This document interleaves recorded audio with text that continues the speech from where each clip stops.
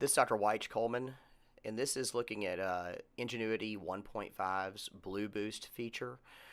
You see this is a white cataract. We're staining the capsule, and there's always a few areas of the capsule that may not stain as well as others, and it's difficult to visualize through the microscope or previous versions of Ngenuity. You can see without Blue Boost, it's a little hard to see whether you got adequate staining. You turn it on and you can see great contrast between the areas that are stained and unstained.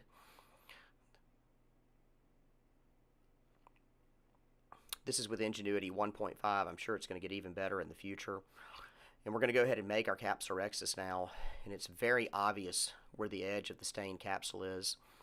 And then at the end here, we'll do a side-by-side comparison and show the difference that it makes when you turn the Blue Boost feature off.